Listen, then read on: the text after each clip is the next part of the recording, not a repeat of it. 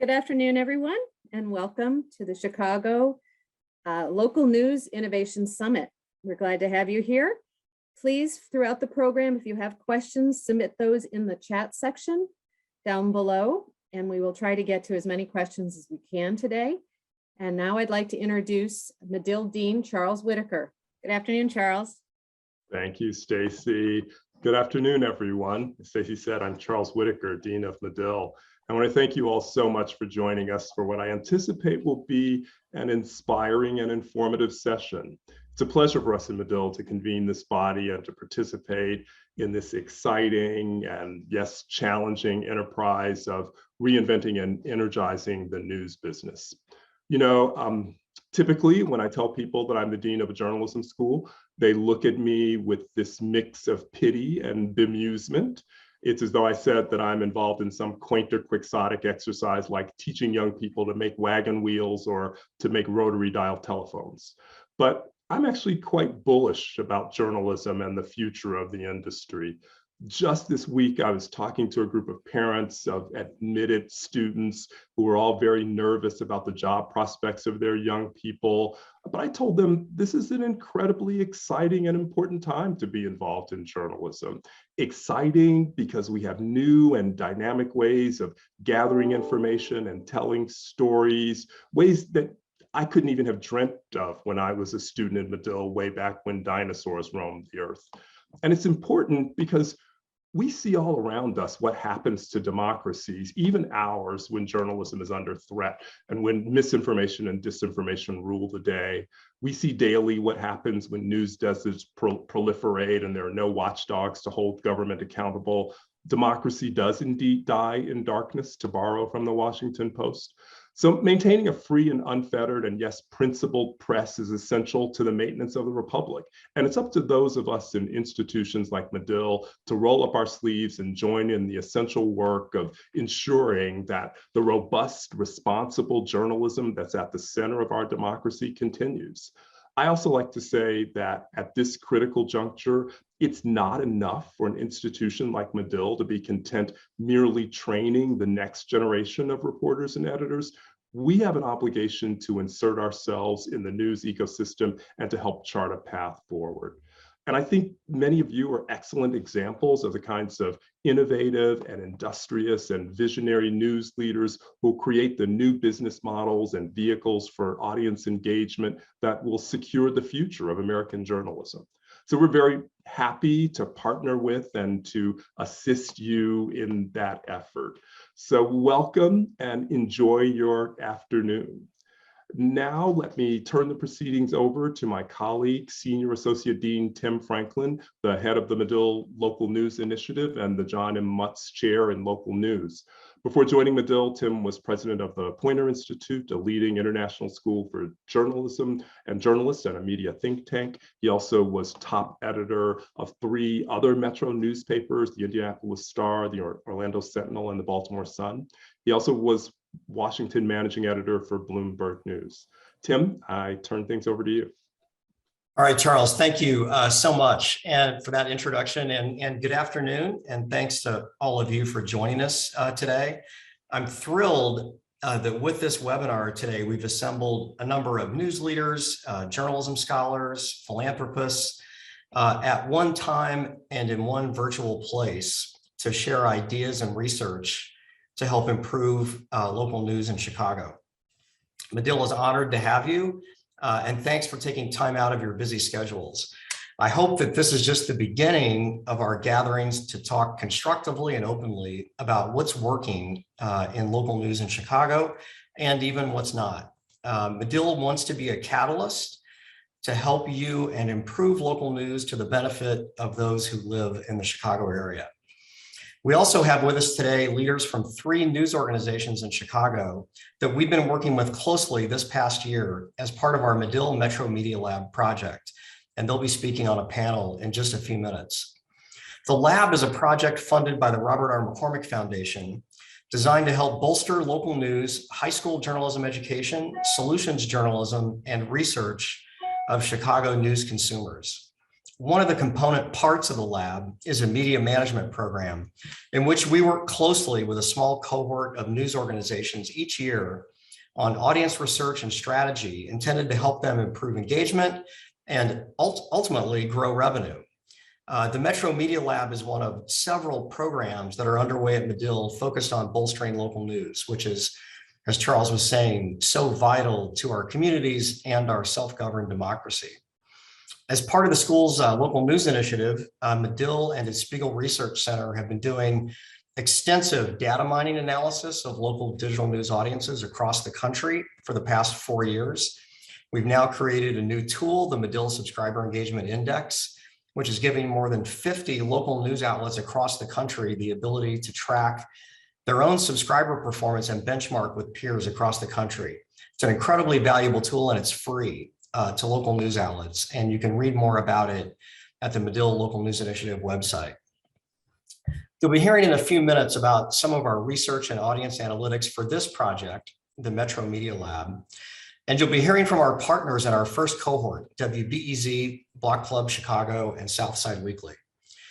Through working with individual news organizations, Medill not only hopes to help them, but we want to share the learnings broadly to help strengthen local news in Chicago writ large. That's the purpose of this afternoon's webinar. Medill and our partners want to collectively share some of our major takeaways, and we hope this helps inform your work and benefits the entire local news ecosystem in Chicago.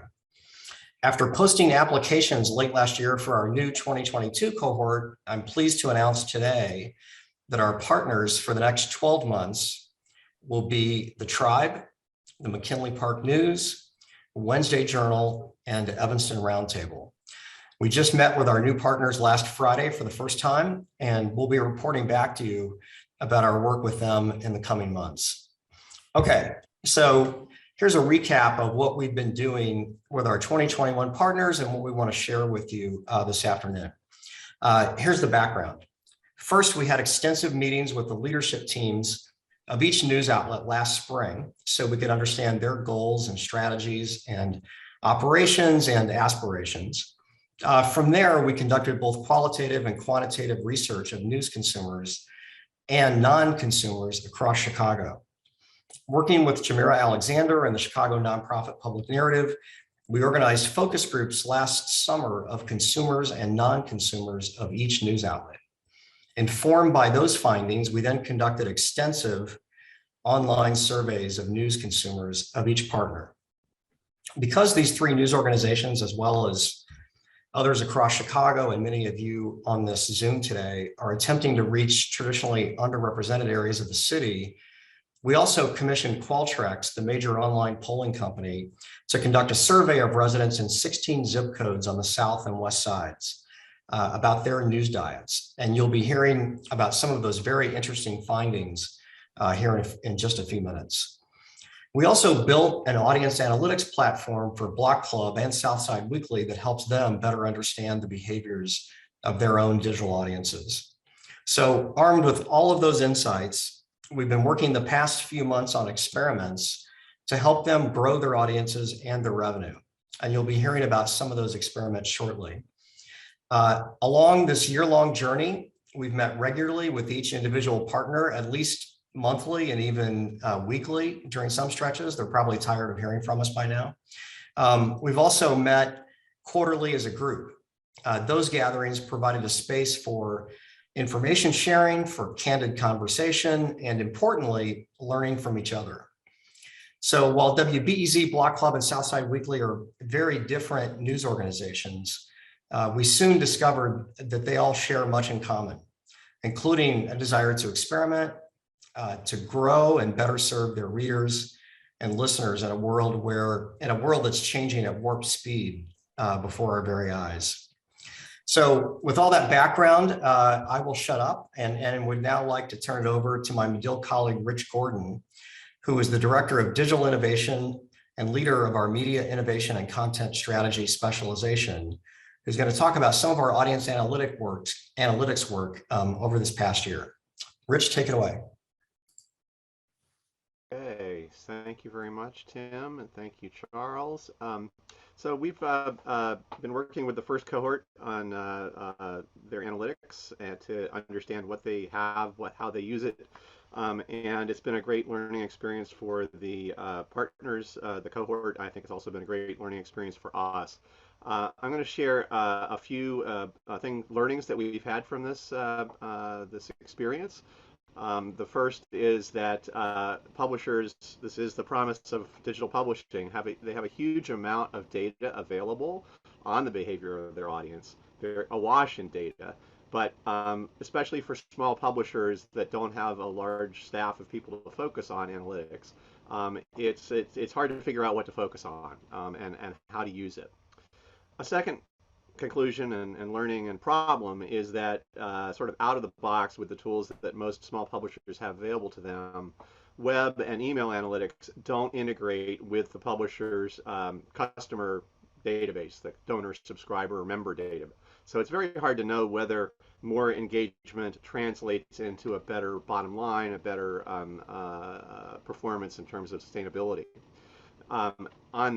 Among large publishers that we've been working with the Medill Subscriber Engagement Index, we've kind of solved that problem by getting a regular data dump and cleaning it all up and connecting data that would otherwise not be connected.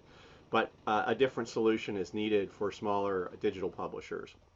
And so with the first cohort, we did some experimentation around better reports and dashboards that can help them track and measure progress toward translating engagement into sustainability. And we helped two of the partners in the first cohort by building dashboards that track key metrics over time and connect these disparate data sources together.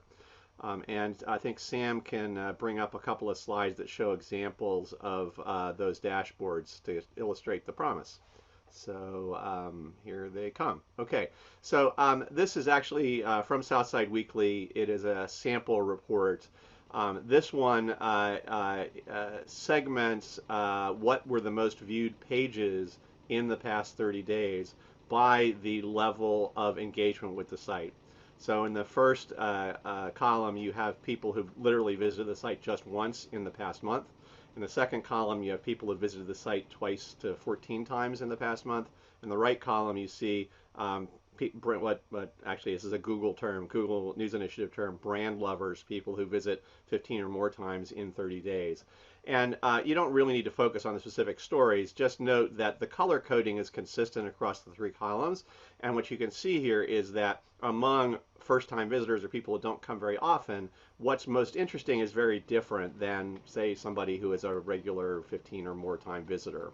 And this is an example of giving you some information that could dictate your strategy. You know, you might actually want to, recognizing that casual readers have certain interests, target other content for them, reach out to them through social media search.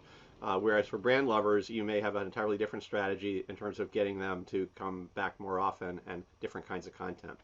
Move on to the next slide, if you would. So this is an example of tracking something over time. In this case, what we're looking at is the number of brand lover visitors, those 15 plus time visitors. And the lighter line is the sort of the curve or the straight line growth. And you can see that in this case, with this publisher, the trend lines are up in terms of the number of brand lover visitors over time. And if you track this month to month and see fluctuations high or low, it can help you set your strategy for what you are doing with your content. Moving on to the last slide. This is an example of being able to track something else over time, which is how well are we doing in getting people to visit the site and the people who do visit the site to sign up for our newsletters. And again, you see it fluctuates month to month. If you made a change in a particular month, say you made a change in February and you see that it caused sign-up prompts to do better, you might want to keep that change in place, or if it caused it to go the other direction, you might want to change it. So you can probably stop sharing that screen now, Sam, and I'm just going to close here. First off, we're in the middle of a transition for analytics because Google is rolling out a new version of Google Analytics starting next year, and that's going to make everybody's life a little more complicated, at least in the short term, but we're going to be working with our partners on that transition. It is also the case, though, that even the best reports and dashboards can't be useful to a publisher until there is somebody or bodies, people on the staff who are using them regularly to help make decisions, to do experiments. And that's kind of the final lesson we learned from the first cohort, is that many publishers do not feel at the moment that they have sufficient staff or resources to devote to the functions that lead to sustainability, audience development, analytics, and generally tactics designed to move people, pick your metaphor, up the engagement ladder or down the funnel from occasional visitor to, say, newsletter subscriber to donor, subscriber, member. And I think this is a gross generalization, but I followed the sort of the local news scene for really 15, 20 years now. And one of the things that we see is that generally speaking, news organizations, digital news organizations that are startups, they want to put the maximum number of resources into their reporting and storytelling, which is totally understandable. But if you want to, you also need to work on sustainability in parallel, and that requires somehow finding the resources, the staff time to focus on these other sustainability related work that you need to do to be successful. That's it. Okay, Rich, thank you for that. An important message. Really, really appreciate that. So I'd now like to introduce Sam Cholke. Sam is the project manager for our media management program.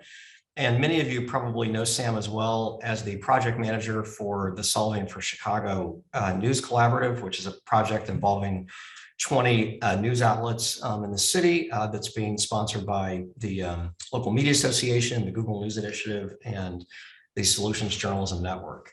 So Sam is now going to share some of our research findings over the course of the past year. Sam, take it away. Thanks. So I'm Sam Cholke. I'm the project manager for Metro Media Lab, and I helped design and distribute the survey that we did on news consumers on the South and West sides from November to December in 2021.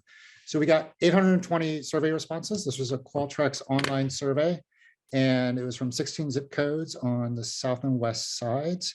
And just in general, so the people that responded to this were skewed younger. 78% were younger than 44. Ratio about 2 to 1 identified as female, 60% identified as Black, and 60% said they had a college, less than a college degree for education. So somewhat consistent in who responded to our survey. And what we saw was that they were very heavy news consumers. So this, I just want to say up front, this was not a general audience survey, general population survey. We were asking people whether they read the news at least once a month. And if they didn't, we weren't really interested in talking to them. But those who did read the news at least a little bit said they read the news a lot. At least 76% said they checked the news once a day or more. And they're very digitally connected. 75% said they use a smartphone. And when we looked at just those who were reading and looking at the news a lot, it was even more concentrated on smartphones. And there was also sort of a clustering here, like there weren't casual smartphone users. There were sort of people who dipped in and out of things like, I listen to the radio sometimes, or sometimes I pick up a newspaper. It wasn't that way for smartphone users. They looked at it all the time if they used it at all. And they also trust the news. Like 50% said that they trust local news more than any other news source, including social media and friends and family. This is by far the largest share. 40% said they trust Chicago-based news more in the last year. That's compared to 26% that said the same about national news. And they have a really diverse set of news consumption habits. They're selecting up to 8 sources of local news on average. And with that many sources of news, the sort of like sense of competition of like the sources that they're choosing gets a little nuanced. But maybe it's better to just sort of show you what that looks like. So this is a graphic that sort of shows what the state of competition looks like in this group. It's really messy. So each one of those dots represents an individual news outlet, and the lines represent how strong the correlation is that those news outlets would be chosen together by any individual respondent. So we found no distinct clustering of brands. There was no brands that were consistently used as a set. So when you think about like what it means for these brands to be competing against each other, it gets a little nuanced again, I guess is the best way to say it. And I'll say this graphic is online on the local news initiative site, and it's interactive. You can go and you can click on your individual newsroom and see what other newsrooms people are choosing to read alongside yours. So here, for example, is ABC Channel 7. But again, these are all brands, not platforms. We don't care how people consume ABC. We just want to know that they consume ABC. And what we saw in competition was there wasn't really a sense of like a winner take all for anybody, except in some very specific circumstances, which is one, radio. People chose one radio brand and that was it. And social media. They chose one social media platform and that was it. There wasn't a lot of people chose either Facebook or they chose Nextdoor, or they didn't use both. And so what does an average sort of like news diet look like? On average, people use probably about 2 TV news brands, 2 newspaper brands, usually like one general news source like the Sun-Times or the Tribune, very rarely both. And then like a niche brand like the Reader. Everyone read at least one digital only brand, and everyone had picked up at least one new news source, something that a news organization that had started in the last 5 years. So I want to point out too that like a lot of these organizations don't think of themselves as being in competition with each other. A lot of newsrooms are starting to collaborate more. And in the individual surveys that we've done, we've seen that there are distinct upsides to that, that the newsrooms who are doing the republishing do get a bonus for it, that the readers said like it does distinctly improve their experience, and almost no one says it detracts from their experience. What we're trying to understand now is how does it benefit the newsrooms that are being republished? And that's sort of like what you would look at with the lines on here. Like, does that strengthen the bond between these two organizations? Does ABC 7, which frequently publishes Better Government Association, help Better Government Association too? Because if you look at this map, there's no line between the two. So that's sort of like the next question that we're trying to understand with some of this stuff. But the population that we're talking to here is nearly ideal to have a conversation about paying for news. They're really heavy digital news consumers. They have strong habits around news consumption, and they have growing trust, specifically in local news. So how do they feel about paying for local news? They don't feel like people should pay for it. 71% said no one should pay for news. And I just want to say, like, on the back end of this, it's 21% of people in the survey said they actually do pay for news. About 5% of them donate. Everyone else is on a subscription model.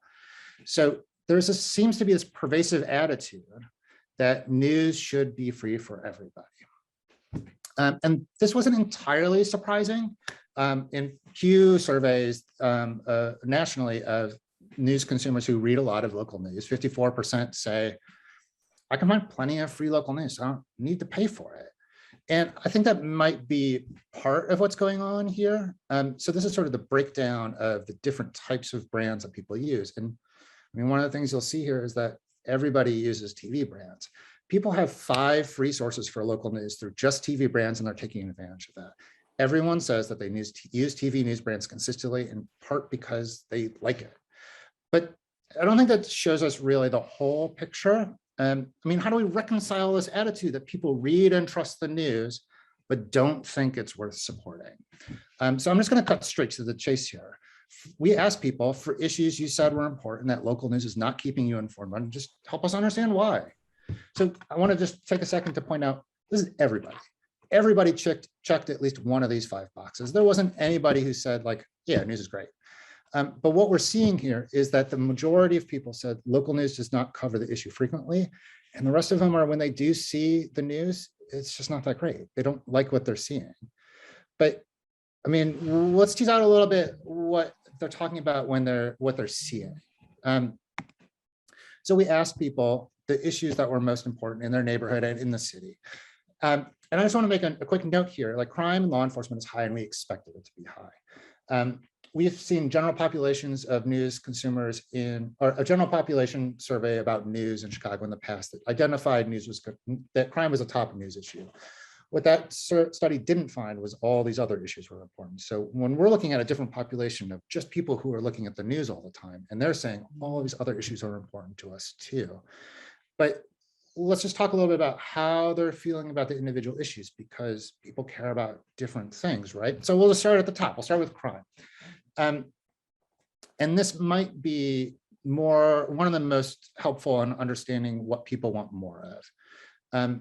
What people are saying they want more of as far as crime coverage are all things that require a significant amount of reporting resources to do: police accountability, larger crime trends, underlying causes of crime. The things that we actually do a lot of, individual violent crimes, and like maybe some of white collar crime, is not the top on their list.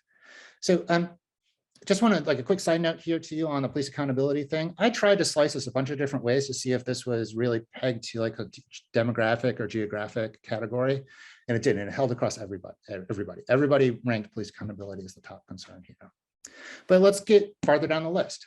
So the first thing I want to note here is that red line that shows the people who had a negative view of coverage compared to the dark blue line, which is the people who had a positive view of coverage. Every single category, that red line is bigger than the blue line. Every single category, it's more negative than positive. So like, let's just look at education and business. These are the other topics that rank just past crime in importance for people. Negative views are outstripping positive views almost 2 to 1. But what's driving all of these negative views? We still don't know that. For crime, we did see a difference in how people consume news and their views of crime coverage. So people who watched a lot of TV, got most of their news from TV, generally had a positive view of how crime was covered. It was mobile users who are really driving the negative views. And I guess this kind of makes sense. I mean, we did a bunch of focus groups, and what we heard in focus groups were that people don't like getting negative news pushed to them. They don't, specifically when it comes at night. And that was, for them, anecdotally, a big reason why they might delete an app, unsubscribe to a newsletter, or take some other action. So that may be explaining part of it. But I want to make sure I point out a couple other outliers here too that you might not see from this graph, which is housing coverage was, concerns about negative housing coverage were much more pronounced on the west side. Negative views of environmental coverage was much more pronounced along the Stevenson Expressway corridor, and education on the far south side. Think about like the heavy industrial areas like east side. But this doesn't help us really understand like which outlets, like people are looking at a lot of different outlets, which ones are informing these decisions. So we asked people, are there specific outlets that you think deserve credit for doing a good job, to help us pick this apart a little bit? And on average, respondents said 18% of respondents who used an outlet consistently said they liked what they were seeing. But there's some broad distributions here. But there are a couple commonalities that we did find here. Neighborhood news outlets performed the best. 40% of their audience saying they did a good job on the issues they care about. So think like this Hyde Park Herald, the Gazette, Beverly Review, outlets like that. Local TV news was similar at 33%, with Fox and ABC near the top, both at 45%. So like, let's compare that to another general news brand like the Tribune and the Sun-Times, which are both at 15%. For-profits generally outrank nonprofits, with some really important outliers to point out. So I need to mention Southside Weekly.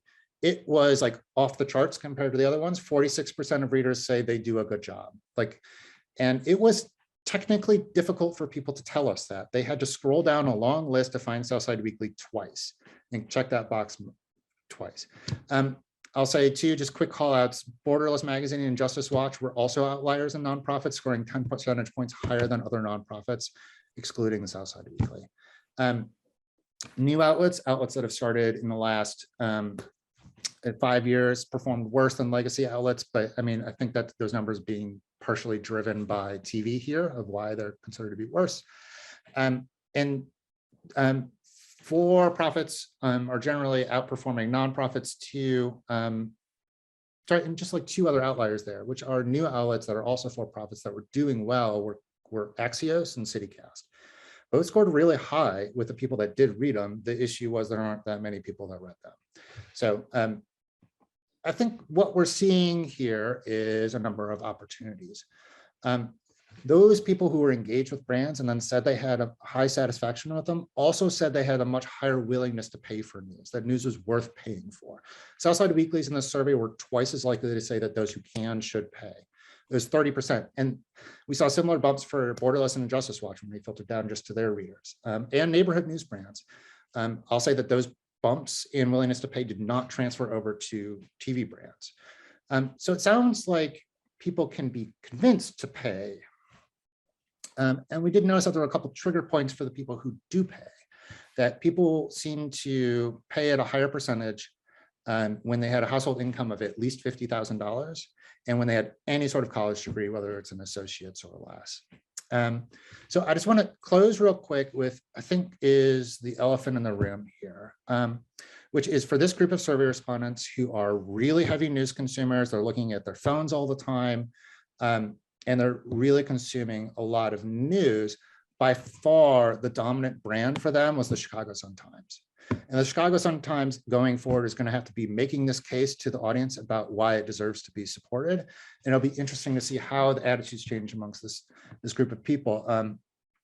Because we've seen that brands that do a good job of covering issues can move people to support a membership model, about where it's those who are most able to pay, helping make news available to everyone. So I think it's good time now to pivot over and talk to some individual newsrooms about how they're navigating all this. We've been working intensely with 3 newsrooms over the last 3 years, including Southside Weekly, surveying their own audience and doing other work. So I'm going to pass it over now to Jamira Alexander, Executive Director of Public Narrative, who helped run our focus groups and for this project to talk to some of those newsrooms directly. Thank you, Sam.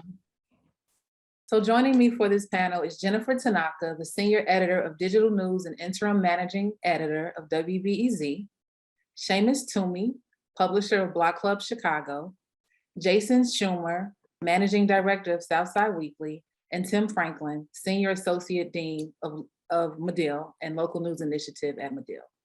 Welcome, everyone. Thank you. Thanks. So good to have you.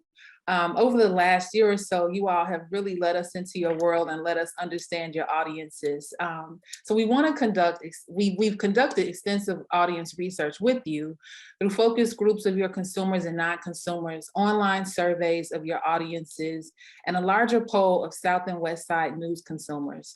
For Block Club Chicago and Southside Weekly, these were the first in-depth surveys of your audiences. What were your takeaways about Chicago news consumers and your audiences, and what surprised you? Well, I can jump into that. Since we launched in 2018, we've gotten a ton of feedback from our readers, more than any other place I've ever worked.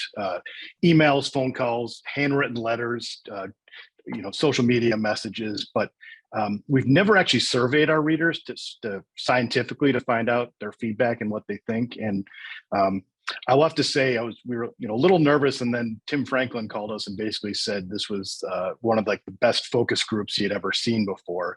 So it really, for one, it really helped our morale to tell our reporters and our editors that some of the decisions we've been making have been some of the risks we've taken have really have paid off. But so that was great to know that. But some of just the nuts and bolts that we've found out is that our readers were extremely grateful for what we call extremely local coverage. The focus we put on small issues sometimes, stories that some other outlets may not initially see for what they could become.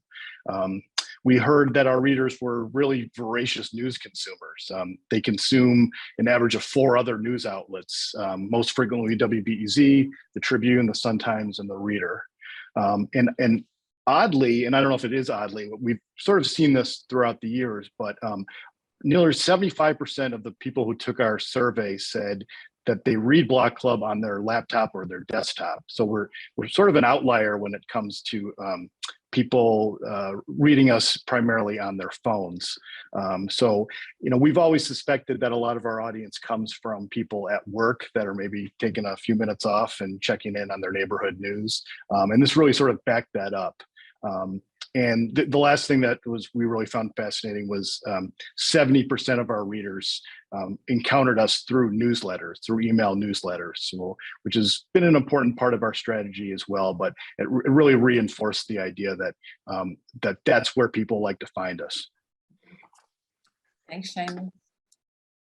Yeah, and like Seamus, I think the Southside Weekly, we've had a lot of anecdotal evidence about what our audience looks like and who they are, and this was really great to be able to confirm some of those hunches. And I think what we saw is that the Weekly's audience is fairly diverse. It's fairly young. About half of the audience is between 21 and 39.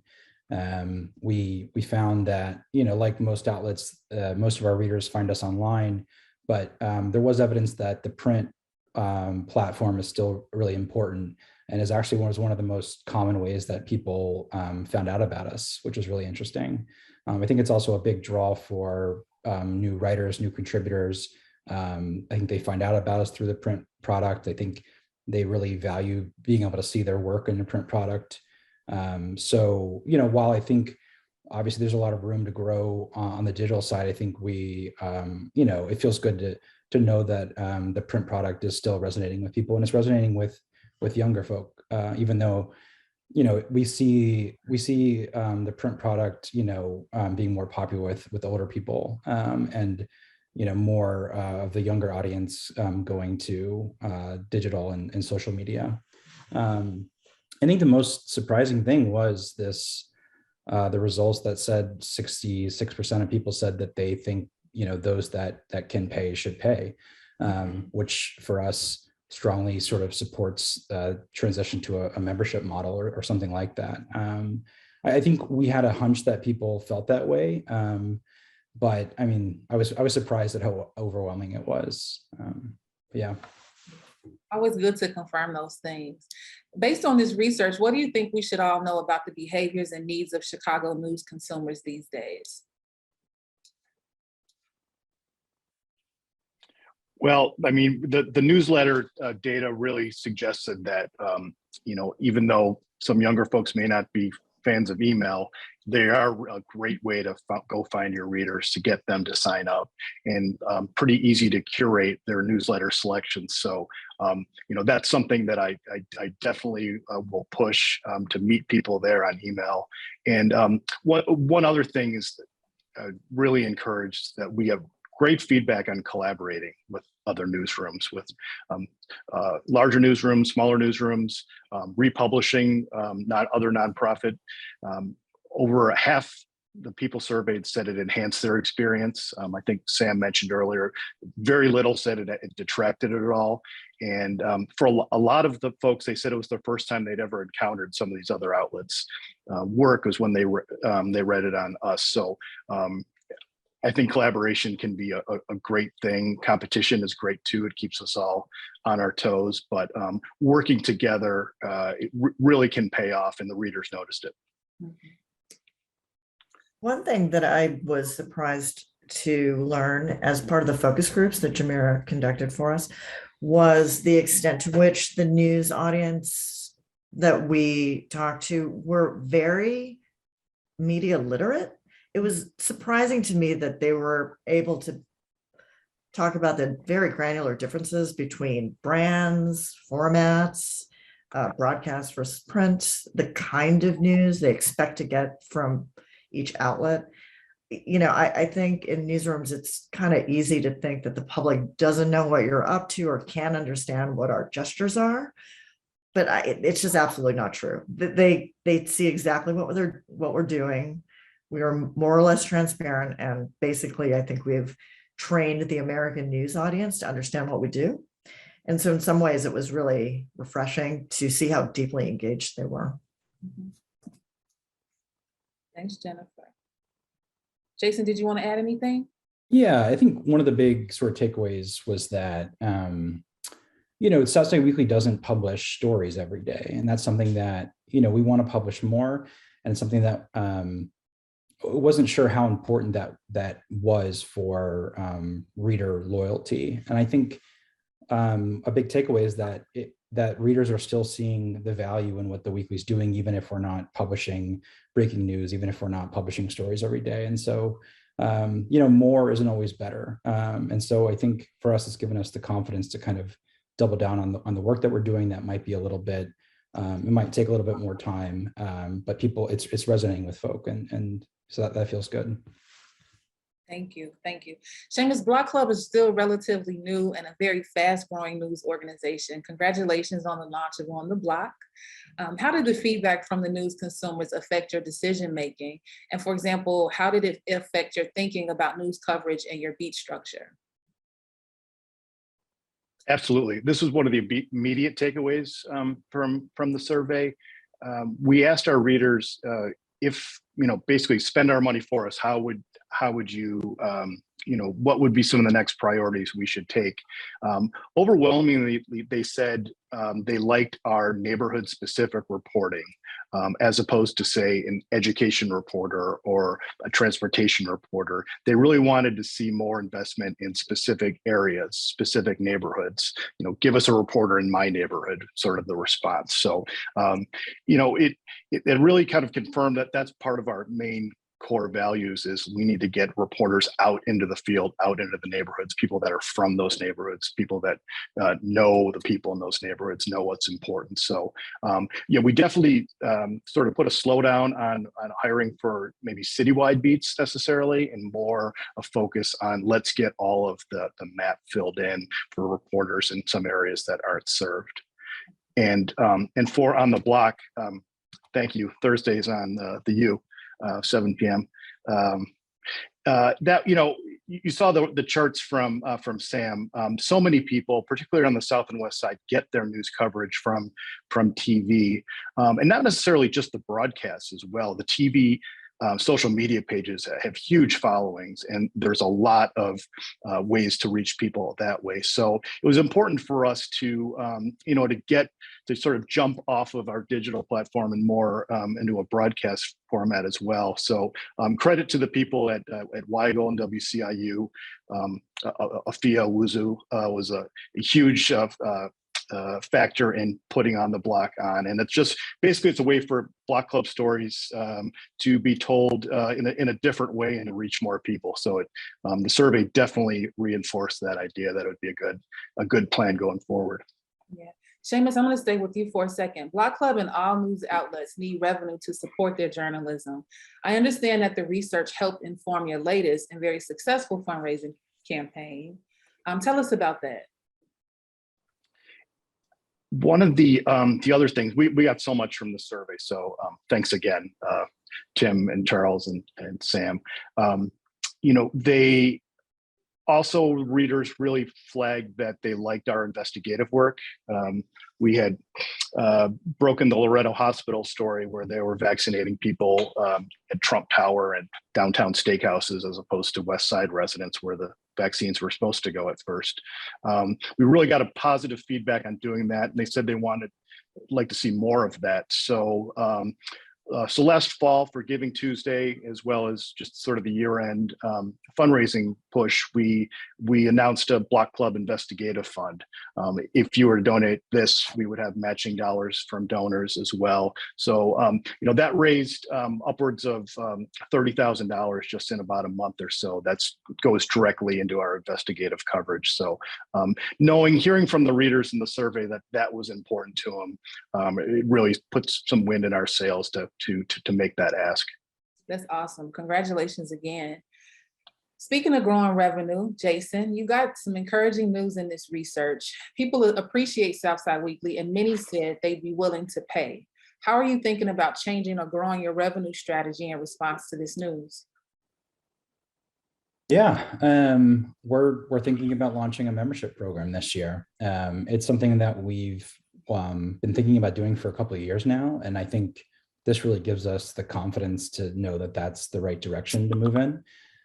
We've accepted donations for the last few years, but I think that the data suggests that a membership model might make more sense for us. And so that's what we're working on right now.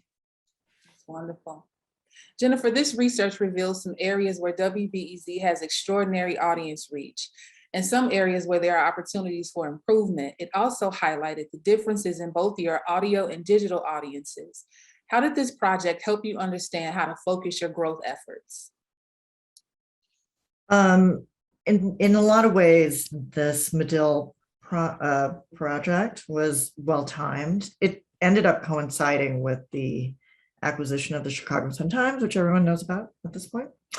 And a lot of the survey findings, both the WBEZ survey and the South and West Side survey, really aligned with the market research that had been done in preparing for the acquisition.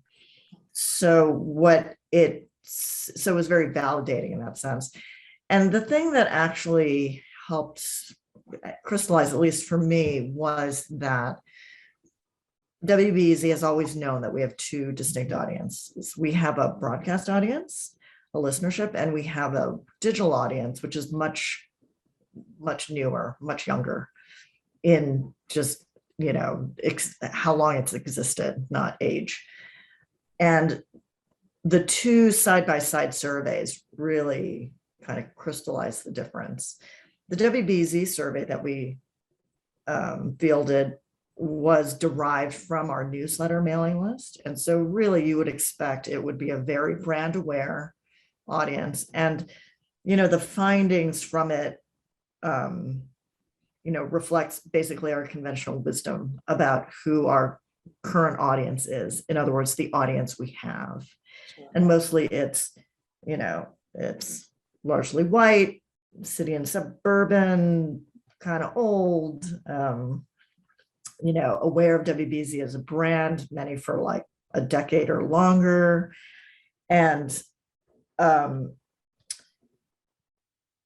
what was interesting about the differences between this and the South and West Side surveys is the South and West Side survey is really the audience we want, because part of our strategic plan is to diversify our overall audience, and the Sun-Times acquisition is a big part of that. And it was great to see that there wasn't a tremendous amount of overlap between the WBEZ digital audience and the Sun-Times audience, because then we'd just be doubling down on the same people. So that was good. And the South and West Side survey was much younger, had less education compared to the audience we have. And obviously the geographical location was what's missing in our portfolio. So, for us, we often say in the newsroom that we have web traffic, but no audience to speak of. And I think that's true. And that's our big challenge. We have a very robust, loyal radio listenership, but these two groups don't necessarily interact with each other. And so, for example, if you think about the engagement journey that you might see, I think what we understand now is that we have a radio listenership that travels down a membership path, which can take upwards of 8 years to convert. They get opted into a newsletter series. The newsletter leads to use of our other digital products. And so, that whole chain of events could take 10 years to execute. We don't have 10 years. So we have to figure out how to jump into the middle of it. And so that has led to things like an email wall on archival stories, which is a sort of a pilot for us. And that's actually been fairly successful.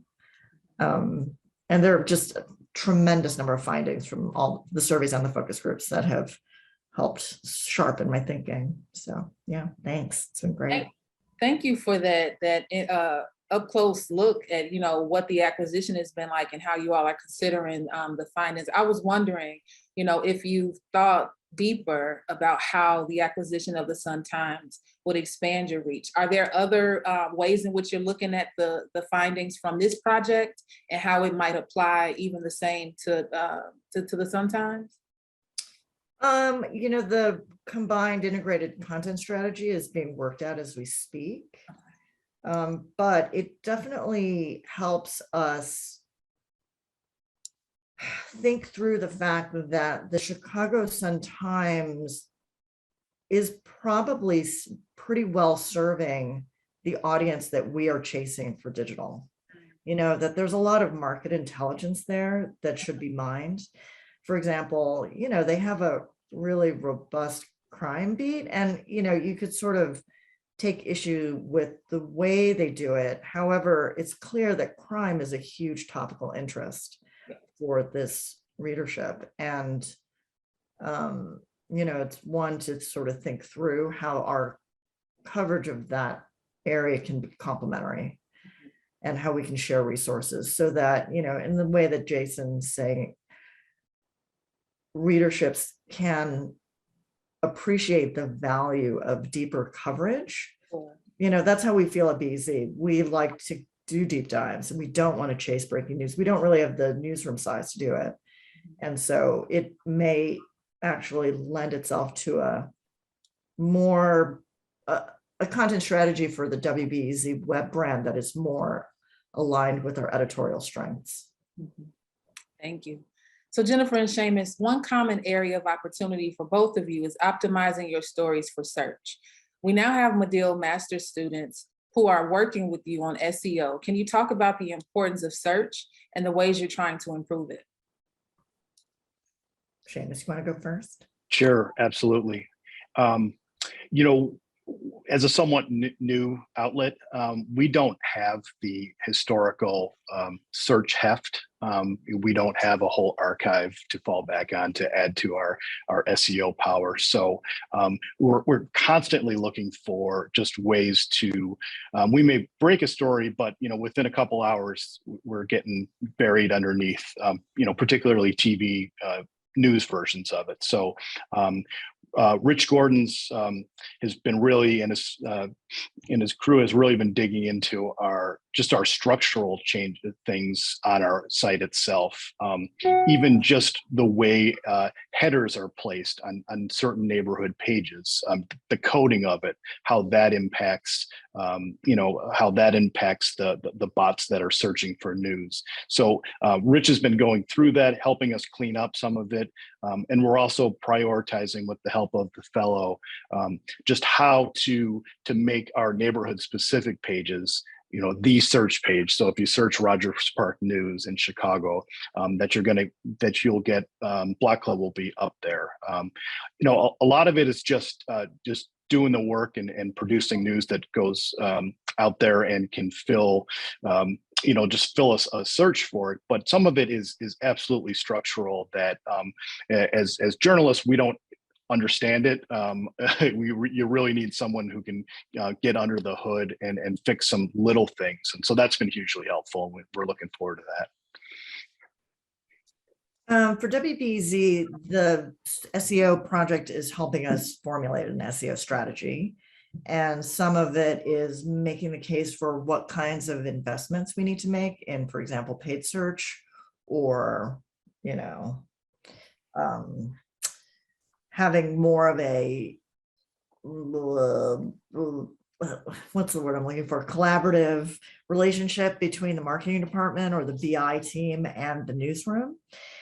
Part one of our SEO collaboration with Medill was to look at branded keywords to see how well we were performing, and it looked like we were just doing fine.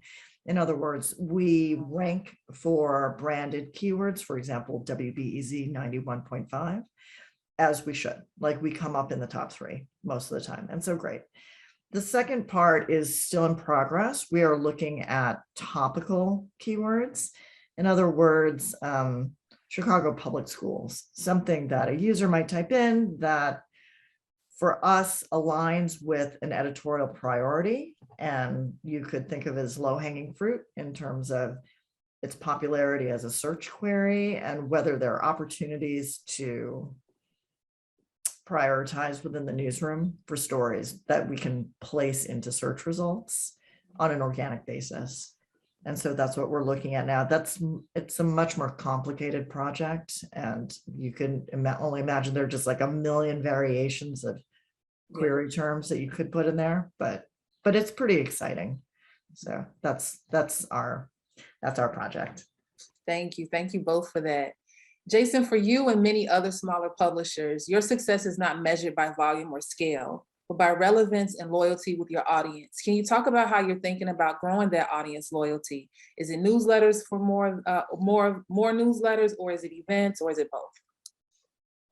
Yeah, I think that's true for us. I mean, one of the things that we learned in those interviews that you helped conduct, Jamira, is that, you know, it wasn't as so much that people talked about the value that the weekly has in terms of the number of stories they read every week, but it was they would identify particular stories that really had a profound impact on them. And so, yeah, I think the simple answer is I think we're interested in doing more of what we're doing now. I think it's resonating with people. We have higher reader satisfaction, but we want to do more of that. We are also experimenting with a new newsletter that Medill is helping us sort of prototype right now. That's going to be a combination of sort of in-house and curated content, as well as maybe some audience generated content, but really sort of prioritizing community voices in that newsletter. I think that's what people want to see more of. And I mean, events, yes, but we know how time and resource intensive events can be. And I don't think we're quite at the place to be able to execute that right now. But yeah, scaling up what we're doing and experimenting with newsletters are definitely things we're working on. Thank you. It wasn't that long ago that news organizations in Chicago wanted to pulverize each other. Ours was one of the most competitive news towns in America, but now we're seeing more collaboration than ever among news outlets, perhaps out of necessity or camaraderie, or some combination of both. Our surveys showed that Chicagoans noticed and even appreciated these collaborations. Did this project spur your interest in more collaborations, and what might that look like? Seamus, let's start with you. Absolutely. Like we talked about before, survey showed that, survey said that, more than half the people found value in it and very few were distracted by it. So we know that I think people come to us and they're looking for block club stories too, but I think now that they can maybe find a Daily Line story or a ProPublica story or a BGA story. I think that's a good way to get their good works out to our audience, because we've got a pretty large email base of about 110,000 people get our morning newsletter. But not just that, not just republishing, but actually working together, reporter and reporter in the same room. We did that on stories with the BGA in the past. We do that almost on a daily basis with the Daily Line. To some degree, when you go to a press conference and there's 45 people there, 45 outlets all covering the same thing, you do start to wonder about, is this a good use of resources? There's so many good stories around Chicago. What can we be doing to perhaps not just have this sort of pack mentality when it comes to covering some stories? Now, it's important for our outlets to have their own versions of it as well, but how can we just kind of be smarter about it and say, hey, let's team up on, say, this press conference and we'll share information with you, or we'll go talk to the neighbors while you're listening to the politicians talk, and we'll team up and we'll write a better rounded story that we can get up faster as well. So definitely interested in collaborations. Everyone listening to this, call us if you have any ideas. We're always game for it. Awesome. Thank you so much, Seamus. Jennifer? Always hustling, Seamus. I have to. For us, we also love and appreciate collaborations, and Seamus and Southside Weekly also, Jason, right, is in the Solving for Chicago Collaborative. And so we're doing it today. And I thought what was really heartening about the survey results was the trust that the participants had in these organizations sort of across the board. There was just a lot of cross usage. And so to me, what's great about collaboration is that if we can, through them, kind of vouch for each other, that builds trust among the public for the local news outlets, big and small, especially in the not-for-profit set, that we can self-reinforce good reporting, original sourcing, all that stuff against the sort of disinformation problem we're facing. Sure. Jason? Sorry. Yeah, I mean, the Southside Weekly has always been, it's always been a part of our culture, our DNA. I mean, we came out of an ecosystem at the experimental station where we were sharing space with City Bureau, and Visible Institute was upstairs. And so we kind of got our start, cross-publishing and working together. And so it feels like an integral part of the work that we do, especially, if we're working with digital outlets that are trying to, distribute via print. We're always happy to partner as a print partner. And we're doing that this year again with Injustice Watch to help print the Judicial Guide. And so yeah, always open in collaborations and love to help people experiment with print. Wonderful, thank you. Tim, the local news industry across the country is in crisis. News deserts are expanding. Publishers are eliminating daily printed newspapers. There have been deep job cuts, including in Chicago. What did you see during this process that makes you optimistic about the future? Yeah, thanks, Jamira. And just a quick aside, by the way, please put your questions in the chat or in the Q&A, and we'll be getting to those shortly. And we would love to hear from you and love to field your questions. First, I would say that I was really heartened by the willingness to experiment. These are three news organizations that are not just willing to experiment, but eager to experiment. And I mean, shoot, Wbez bought a newspaper. Block Club started a TV show. Those are pretty bold things. Southside Weekly's exploring a membership model and a newsletter. Those are all pretty profound changes for these three news organizations. So to me, that was just really, really exciting. And as somebody who's worked in newsrooms for a very long time, I also saw that firsthand that these news organizations are putting the audience at the center of their operations. And that is so important right now because the media industry has splintered in a million different directions. The audience is very fractured.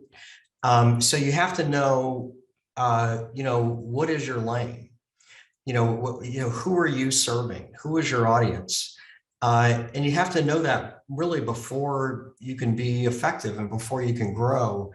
And then you can, once armed with that knowledge, then you can really focus your efforts and your journalism and your beat structure and everything else. So there was a time where I don't think the audience was at the center of the thinking of a lot of news organizations. I think now it is. So I was really encouraged by that.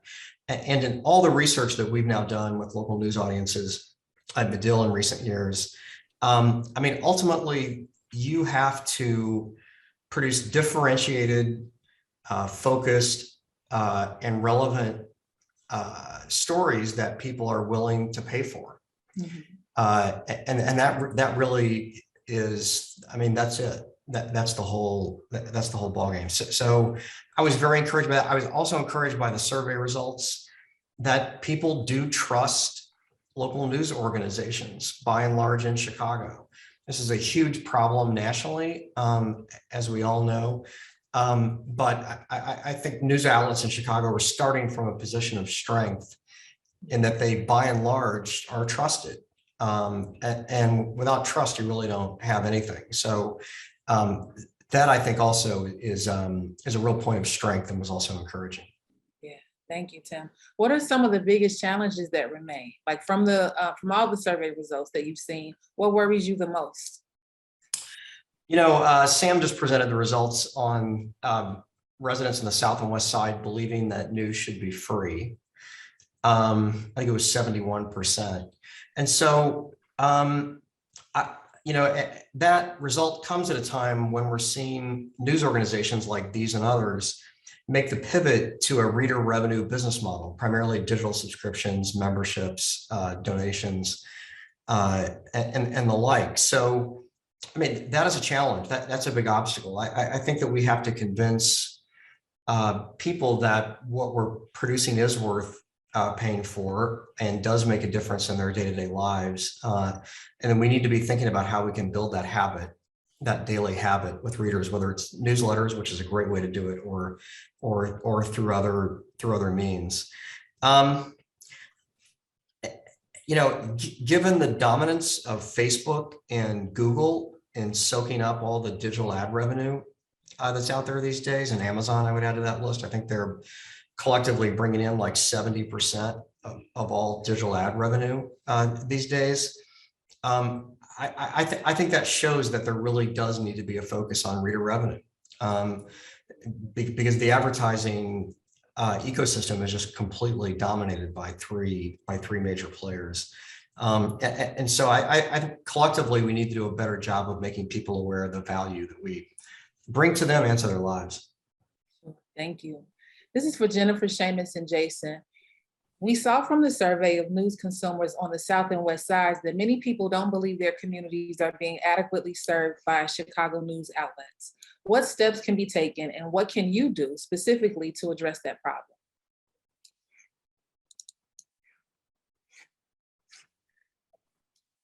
I'll jump in. I mean, I think, as Tim just said, I mean, some of the key words are relevant and valuable. And for us, we do stories. So I think, we have to just keep doing a better job of finding relevant stories that people are going to share with their friends and share with their family and say, I read this in Block Club. And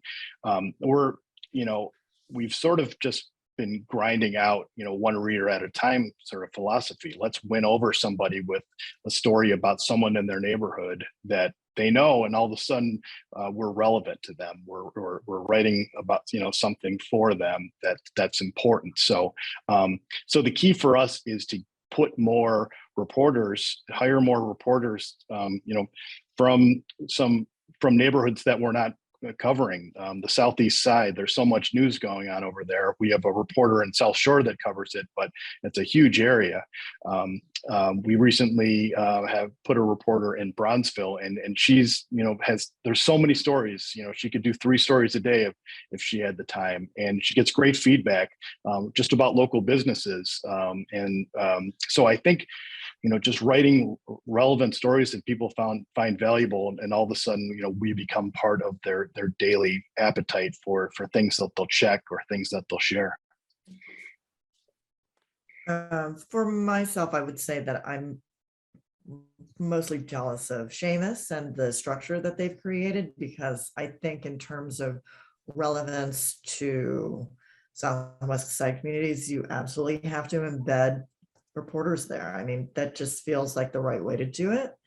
And that Wbz may be grappling with a problem I describe as we are writing stories about the audiences we want for the audience we have.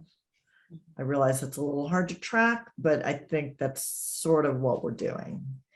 And that is not an easy problem to solve. Jason? I think what the Southside Weekly's always aspired to do is to write not just stories for communities, but with the community. And so I think that's something we can obviously be doing a better job of. But I think having the editorial process be a little bit more decentralized and distributed, so that more community members are helping make decisions about what kinds of stories we tell and who gets to write them is super important. It's always been sort of a part of our DNA. I think we're doing an okay job of it, but can definitely be doing a better job of it. Yeah. We got some questions in the chat, but I next want to ask before we get to those questions in the chat. And if you all have any questions, by all means, please drop them in the chat. Jennifer, Jason, and Seamus, based on all of your work with Medill this past year, are you more optimistic about the future? And if so, why?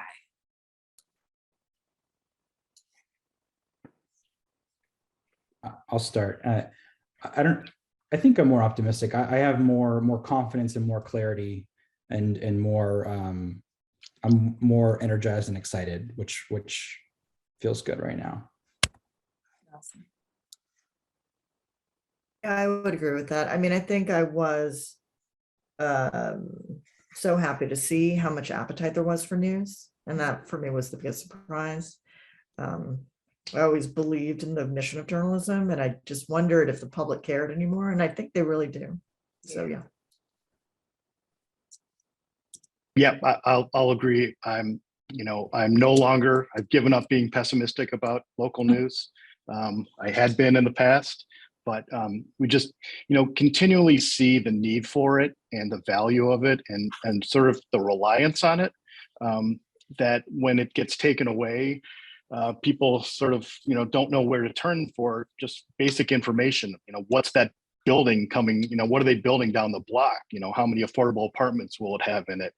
Who's getting, how much did the alderman get from that developer? All those things that it just takes, real reporters to look up and write and track down, and that it may not be hugely relevant on one side of town, but it really is for that part of it, for that neighborhood. So I'm optimistic about it. Just having reporters come in and just seeing how eager they are to write these stories and how eager our readers are to get them. I'm feeling really good about local news. I think, the member supported, reader supported model can sustain newsrooms, maybe not the size of in the past. But just this move to nonprofit newsrooms across the country is really picking up steam.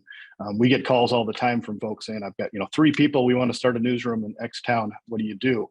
And it's it's spreading, and I think it's great for readers. It's great for young journalists looking to get into the business, and it's ultimately good for the country to have more people sniffing around. Awesome. Thank you. Thank you all. So one of the questions in the chat says, what have you learned from the research about reader interest in news from Springfield and statewide news in general? The second part of that question, are readers interested in Springfield stories only insofar as they tie back to their own communities, or do they have a more general interest? Yeah, I can take that one. There is a lot of interest in Springfield news and in news about state government, state policy, state politics. I don't have the survey numbers in front of me to cite them specifically, but there is, I think, tremendous interest in news, especially at a time when we have the former Speaker of the House, with his legal challenges and some of the corruption that's happening down there, alleged corruption. And so, yes, I think there is a lot of interest and concern.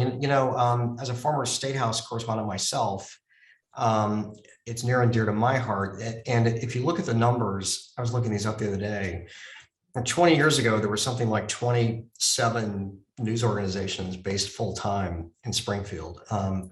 And now it's basically a handful. In a state like Illinois, I think we've seen that we need watchdogs covering state government. So I think that's still a hole that needs to be filled.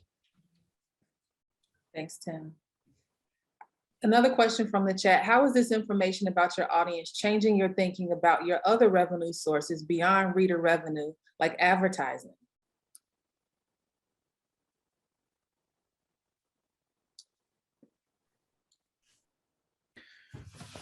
I would say for us, advertising is still very important. And I don't quite get why people have written off advertising, especially if you're obviously a print publication. It's still very important. We also just announced that we're merging with the Hyde Park Herald in the coming months, and that's super exciting. And again, advertising is still a very important part of that business model. So I think while there's less money available, there's still money on the table, and I think having a diverse earned revenue stream is really important for news right now. I think it's going to be an important part of our revenue. I think it's going to be shrinking, but important. Thank you, Jason. Seamus or Jennifer, you want to add to that question? The thing about being in a not-for-profit newsroom is that, to me, the business model is like almost identical to like a regular business model, in that subscriptions and memberships are basically the same thing, and that advertising and sponsorships are kind of the same also. And for example, the Rundown, which is our daily newsletter, is our sponsorship slot is booked out through June, I've heard. And so that's something that can be sold, and that is a significant part of our revenue stream. Yeah, absolutely. Creative ways like that to whether it's newsletter sponsors or sponsors at events, things that Google can't touch, that you own. I think we've been definitely exploring more and more of those, and things that things that sort of align with the stories that we're doing. We're always looking for advertising and sponsorship opportunities with local businesses. Would be excellent. But yes, we're definitely sort of prioritizing advertising in newsletters as a way to reach people directly. But like Jason said, it can't be our main pillar. It's got to be just part of a diverse revenue stream, something that that you can't count on everything for it. Yeah, if I could just quickly add to follow up on Jennifer's and Seamus's points both. In all the research that we've done here, newsletters are the single most effective avenue that we've seen to build reader habit and build loyalty with audiences. And advertisers love newsletters because advertisers know that it's going to a specific audience. They know who that audience is. They know what the open rate is. They know that it's an engaged readership. And so getting creative about advertising, through different and new mechanisms, I think is really important. And newsletters, I think right now are one of the most effective ways to not only build habit and deliver news, especially curated news, but also a new way to bring in advertising revenue.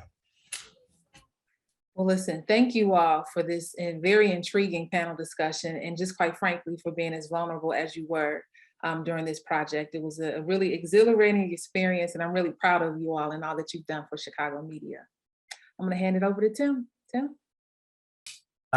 Thank you, Jamira. Thanks so much for moderating. I want to thank all of our panelists. Round of applause for them for not only taking the time today, but also just being so receptive to working with us over the course of the past year, and willingness to take our phone calls and answer all of our pesky questions along the way. So thank you so much to our partners in this project. And want to thank Dean Whitaker and also the McCormick Foundation for giving us the opportunity to do this really important work. And I want to thank all of you for joining us this afternoon as well. As Dean Whitaker said, Medill doesn't want to just be a standby participant. We want to be in the thick of this and engaged in helping you and in helping work with you to help strengthen local news in Chicago. So please reach out to us. We're a resource.